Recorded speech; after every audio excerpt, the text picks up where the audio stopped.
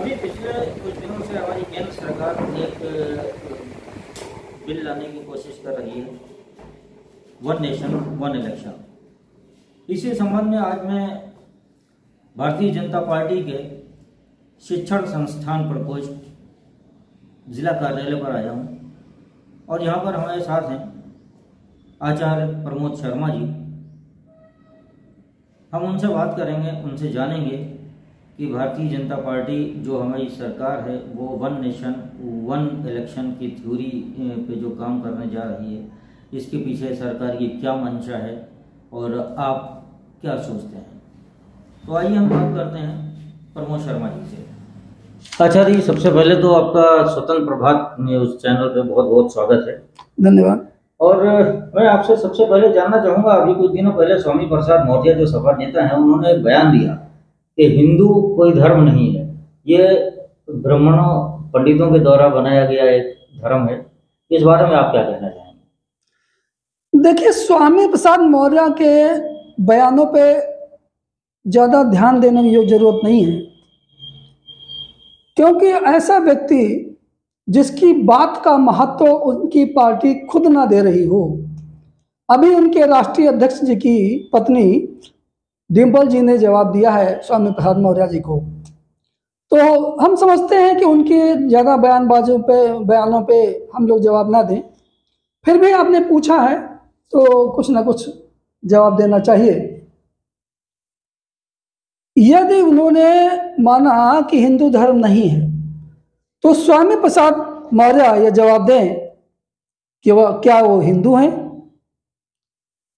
क्या वो सनातनी हैं, क्या वो किसी अन्य धर्म से हैं।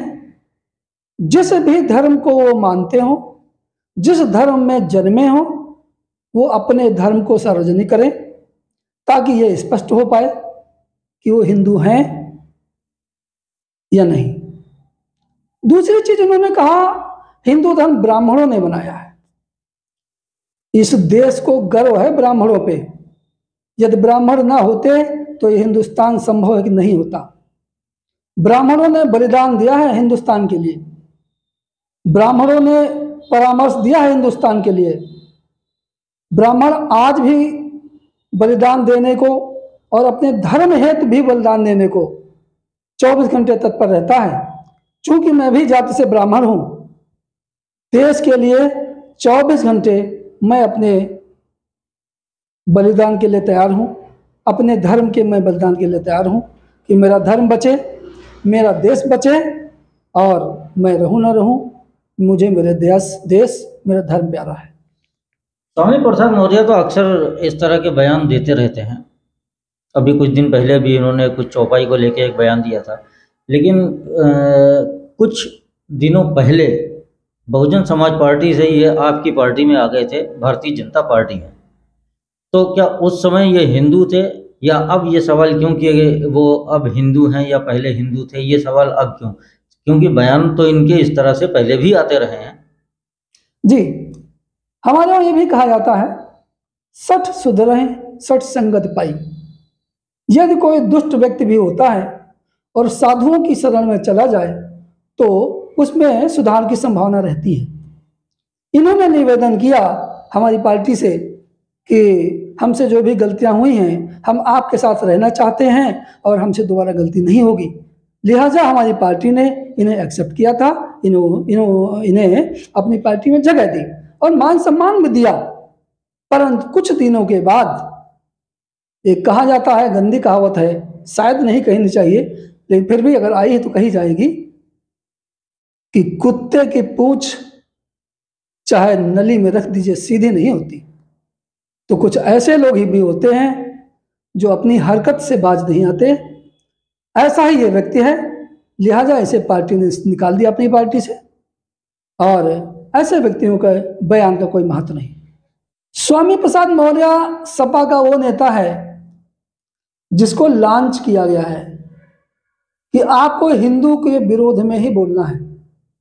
जिस प्रकार से आप देखिए, कभी वो मुस्लिम के विरोध में भी बोलता था, लेकिन आज खाली हिंदुओं के प्रति, रामायण के प्रति, गीता के प्रति, सनातन धर्म के प्रति ही गलत बोलता है। जैसे एक धार्मिक नेता कह दें या बड़ा नेता कह दें हैदराबाद का ओवैसी, वो भी खाली हिंदू मुस्लिम करता रहता है। वो भी कभी ऐसा उसको नहीं लगा कि औरंगजेब ने हमारे देश में गलत किया, गौरी ने गलत किया, गजनवी ने गलत किया, कभी उसने ये नहीं कहा। लेकिन वो हिंदुओं के खिलाफ ही बोलता रहता है। ऐसा ही ये लॉन्च किया हुआ एक मौर्य है कि इसको हिंदू के खिलाफ ही बोलना है, बोलता रहता है। अब आप मान लीजिए हमारे वहाँ तो रामायण है, प्राचीन ग्रंथ हैं, सब में सब कुछ पहले से लिखा है।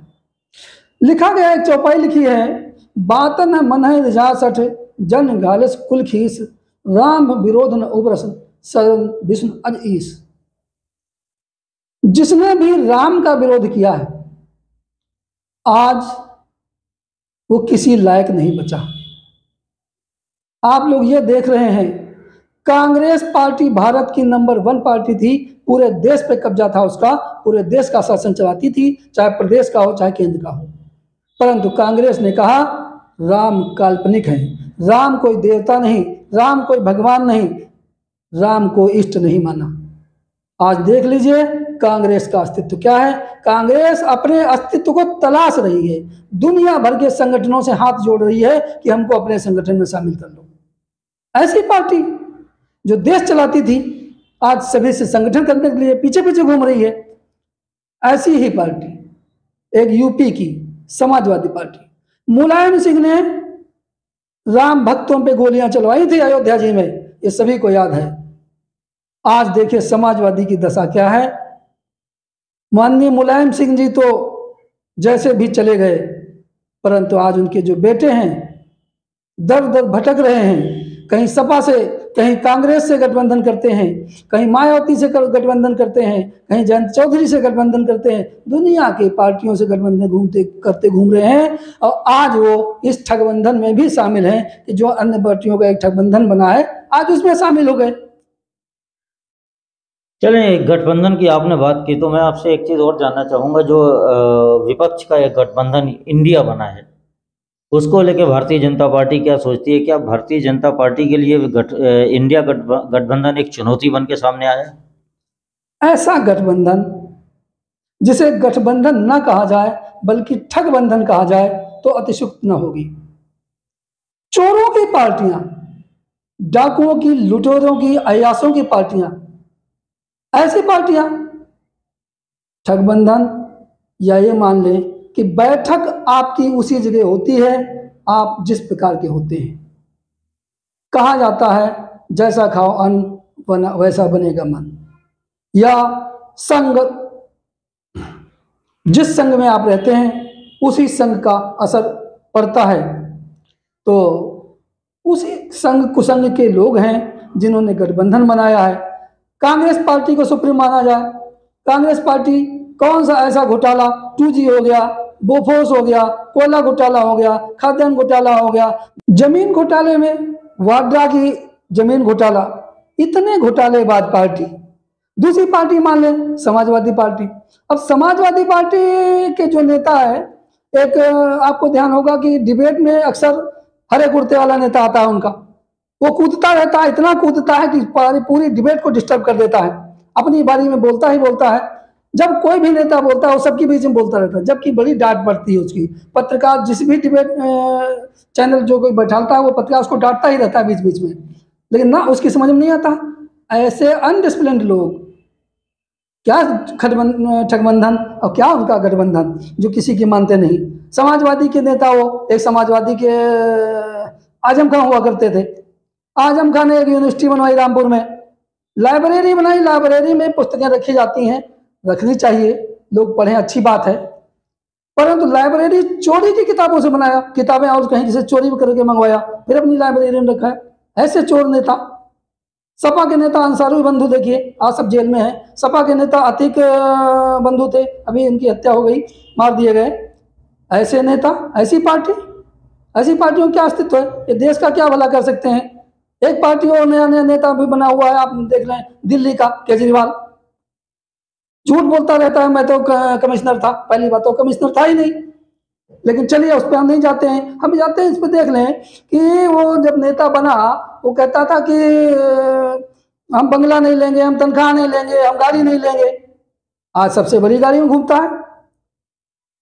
सबसे पहले भारत का रिकॉर्ड है कि दिल्ली सरकार ने सभी से पहले वेतन बढ़ाया विधायकों का, कि अन्य किसी सरकार ने नहीं बढ़ाया। उसके नेता, वो क्या नाम है उसका, सत्येंद्र जैन, देखिए जेल में है। मनीष सिसोदिया उसका शिक्षा मंत्री, शिक्षा में बोलता था बड़ा अच्छा अच्छा स्कूल बना दिया हमने, बड़े अस्पताल बना दिया, ये बना दिया, सब जेल में है वो। अब इसका भी नंबर है, भी जेल जाएगा।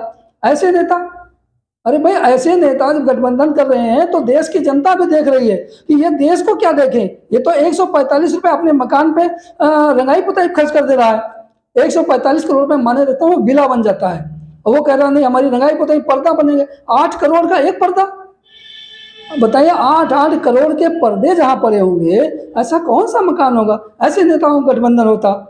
एक वो जग दीदी आती है वहां पश्चिम बंगाल से, पश्चिम बंगाल संभाले नहीं संभाल रहा, देश की प्रधानमंत्री बनना चाहती है।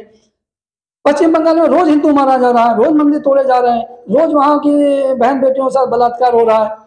वो उसके संभाले नहीं संभाल रहा, चलती है वहां बनाया कि हम देश चलाएंगे, प्रधानमंत्री बनेंगे। अरे प्रधानमंत्री ऐसे नहीं बना जाता है। प्रधानमंत्री बनने के लिए त्याग करना पड़ता है। हमारे माननीय मोदी जी को आप देखिए, मोदी जी से सीख लीजिए। अगर आपको प्रधानमंत्री बनना है तो गुण अच्छे लाइए, अच्छे गुण लाएंगे तो आपको लोग भी अच्छा कहेंगे। ऐसा थोड़ी है कि आप अच्छा करेंगे आपको बुरा किया कहा जाएगा। लेकिन नहीं आप करना चाहते, आप तो देश को लूटना चाहते हो। तो ये भारत की जनता है, देश की जनता ये सब जान चुकी है कि आप देश के लोग, ये नेता, गठबंधन वाले नेता क्या करना चाहते हैं ये भूल जाएं, ये गठबंधन। अच्छा जी, जहाँ तक गठबंधन का सवाल है तो एनडीए में भी काफ़ी करीब 35-36 दल हैं और इनके पास अभी विपक्ष का ये कुछ थोड़े दिन पहले ये कहना था कि इंडिया में तो 28 दल हैं, दलों का गठबंधन है और एनडीए में 35-36 गठबंधन दल हैं और वो ऐसे दल हैं जिनको कोई जानता भी नहीं है। तो गठबंधन तो दोनों तरफ है, फिर विपक्ष का जो गठबंधन है उस पर क्या परेशानी, क्या आपत्ति है?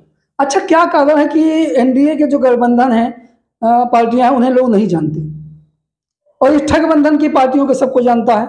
आपने अपनी बात कही, हम आपकी बात का जवाब दे रहे हैं। आपने कहा कि हमारी एनडीए पे कई पार्टियां शामिल हैं जिन्हें लोग नहीं जानते और इस पार्टी में इंडिया जो बनाया उन्होंने गठबंधन, चूंकि इंडिया नहीं है, वो INDIA है और वो गठबंधन ना ठगबंधन है।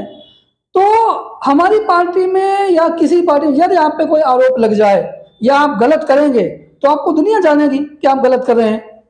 लेकिन हमारी पार्टी में ऐसे कोई लोग नहीं है, गलत नहीं कर रहे हैं, लिहाजा उनका नहीं छप रहा है कि भाई वो भी गलत किए हैं। और जिन्होंने गलत किया वो जेल में है, उन्हें साथ ही सजा दी जा रही है। विपक्ष का एक बात और कहना है कि पिछले 9 साल से मोदी जी देश के प्रधानमंत्री हैं, तो अगर उन्होंने विकास का, जैसे कहा जाता है कि मोदी जी विकास देश में लेके आए, अगर इतना ही विकास किया है तो उनको गठबंधन की आवश्यकता क्या पड़ी? हाँ बिल्कुल सही है, लेकिन मोदी जी का विचार है, हमारा विचार है, हमारी पार्टी का विचार है सबका साथ, सबका विकास, सबका विश्वास। हमारी तो ये पार्टी लेके चल रही है, वसुधैव कुटुंबकम का नारा लेके चल रही है। हमारी पार्टी सबके साथ है, हमारी पार्टी किसी व्यक्तिगत व्यक्ति के साथ नहीं है। अन्य पार्टियां, कई पार्टियां आरोप लगाती रहती हैं कि भारतीय जनता पार्टी हिंदू मुस्लिम करती है। अरे भाई हम हिंदू मुसलमान क्यों करेंगे? अभी हमारी पार्टी ने योजना निकाली, गरीब आवास, आवास हिंदू मुस्लिम सबको मिला। 2 वर्षों से फ्री राशन मिल रहा है। क्या पूछा जा रहा है कि आप हिंदू हो तो मिलेगा, मुसलमान है तो आपको नहीं मिलेगा? ऐसा तो नहीं है। हिंदुओं से ज्यादा राशन मुसलमानों को मिल रहा है, हिंदुओं से ज्यादा सुविधाएं मुसलमानों को मिल रही हैं। और ये धर्म नहीं पूछा जाता है कि आप धर्म के हैं। जब दवा दी जाती है 5 लाख का बीमा, उसका बीमारी के लिए पैसा दिया है मोदी ने आयुष्मान कार्ड का, तो तब तो नहीं पूछा कि किस धर्म के हैं आप। ये पार्टियां देखिए गलत भ्रम फैलाती हैं कि समाज भ्रमित हो जाए, परंतु ये भारत की जनता है, ये सब जानती है। आचार्य जी, आपसे मैं जानना चाहूँगा, अभी जो केंद्र सरकार एक योजना लेके आ रही है, 1 नेशन 1 इलेक्शन, इस बारे में आपका क्या कहना है? माननीय प्रधानमंत्री जी की बहुत दूरदर्शी सोच का ये उदाहरण है कि 1 नेशन 1 इलेक्शन। हमारे देश में प्रति वर्ष कहीं न कहीं देखिए 6 महीने चुनाव हो रहा है, कहीं प्रतिवर्ष हो रहा है, कहीं कुछ हो रहा, चुनाव होता रहता है और उस चुनाव में बहुत पैसा खर्च होता है और चुनाव होते समय कई अन्य विभाग भी डिस्टर्ब होते हैं, क्योंकि उन विभागों की चुनाव में ड्यूटी लगाई जाती है। लिहाजा उन विभागों के अधिकारी या कर्मचारी अपना पूरा कार्य समय पर नहीं कर पाते। यदि एक चुनाव पूरे देश में एक साथ कराया जाए तो जनता का पैसा बचेगा, पार्टियों का पैसा बचेगा और हमारे जो अधिकारीगण हैं, हमारे कर्मचारी हैं, उनका समय बर्बाद नहीं होगा, समय बचेगा। लिहाजा ये वन नेशन वन इलेक्शन बहुत अच्छी योजना है। यही योजना है, मान लीजिए इसका उदाहरण है आपके सामने कि कैसे अच्छा है। One nation one pension Modi ji ने शुरू किया था, one nation one ration card Modi ji ने शुरू किया था।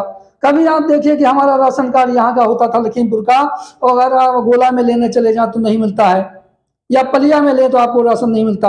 आज लखीमपुर उत्तर प्रदेश का राशन कार्ड आप कर्नाटक में ले लें, यदि कार्ड है तो आपको राशन कर्नाटक में मिलता है। तो ये अच्छा है।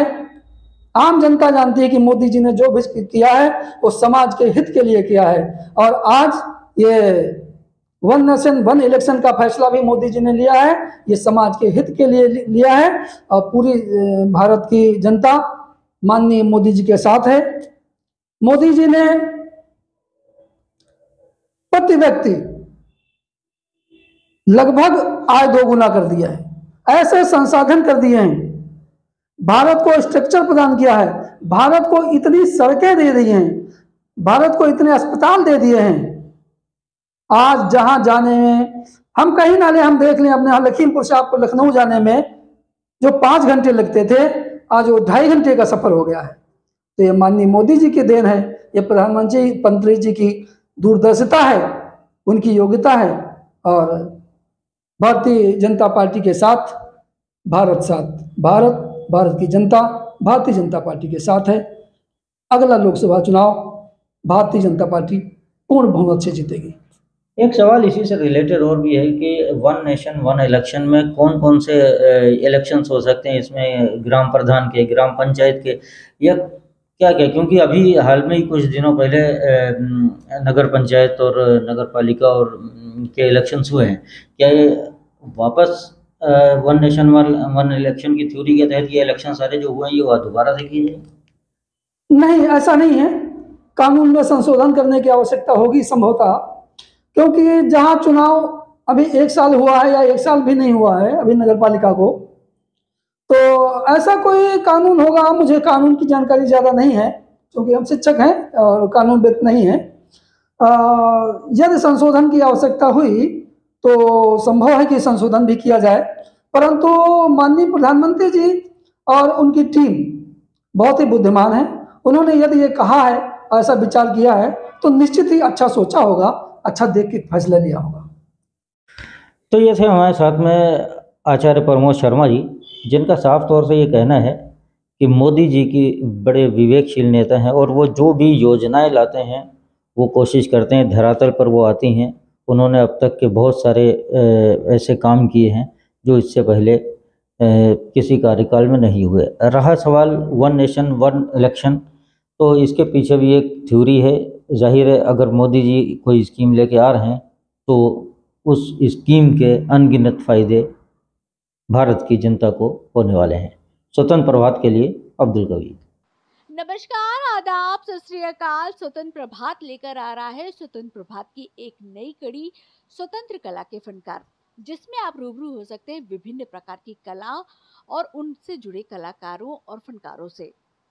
मेरे यानी प्रीति शुक्ला के साथ मैं जल्द आ रही हूँ अपने साथी अब्दुल कबीर के साथ हर रविवार रात 9 बजे लेकर स्वतंत्र कला के फनकार।